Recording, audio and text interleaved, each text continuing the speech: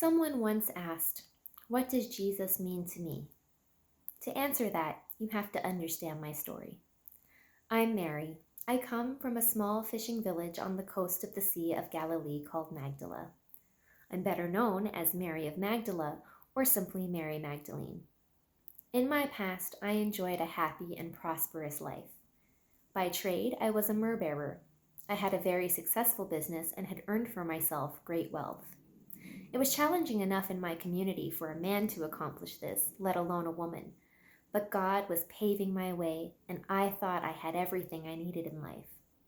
I had the love and support of my family, my neighbors held me in high regard, and I had earned the respect and admiration of fellow business owners and community leaders. Then, one day, tragedy struck my life in a way that I couldn't fathom, and I suddenly found myself possessed by a satanic force. My body had been invaded, not by one, not by two, but by 7 demons. And everything that I had worked so hard for in my life crumbled before my eyes, seemingly overnight. I couldn't think straight. My mind was embattled in an all-out war against the dark forces that were lodged in my heart, and it was desperately losing. I couldn't begin to describe the horrific thoughts and images that coursed through my mind. Sleep became an endless onslaught of nightmares and terror, and the once widely respected Mary of Magdala deteriorated into a shocking and horrific creature that many thought ceased to be a human being. It tore my heart apart to see those who once loved me turn away from me in disgust, run in fear, and shun my very existence. The most prominent and religious men in my community were petrified of me and powerless to purge the evil that dwelt within me. And if it hadn't been for Jesus, my life wouldn't have lasted for much longer. For you see, it was in this moment, when I was so helplessly overrun by evil, that Jesus came into my life. There was something so different about him. He wasn't like the other rabbis and Pharisees. He contained within him an authority that I had never seen before, and that the dark forces within me could sense. And for the first time since becoming possessed, I felt something stir deep inside of me. Hope. There was something about Jesus that terrified the demons within, something that they couldn't resist. And for the first time, there was someone that they could not overpower. I still can't comprehend the mercy of God that was extended to me. I was in a deplorable condition, repugnant, repulsive.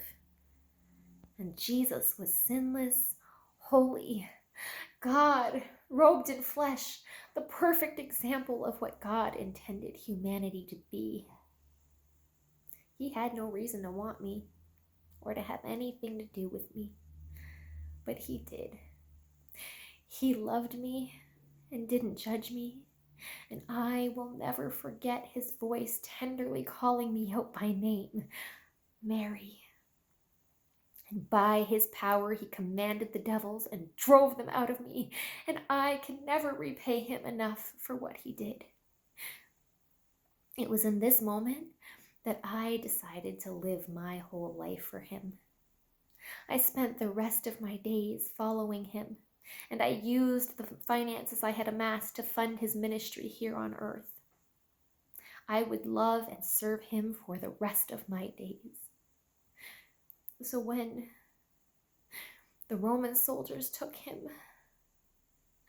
and they broke and beat his body for something that he was innocent of, I was there. I was there the whole time. And I couldn't bear to watch as they drove the crown of thorns into his skull.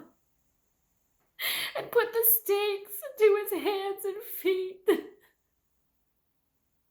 My Jesus, who had never done anything but love and heal. How could they do that to my Lord?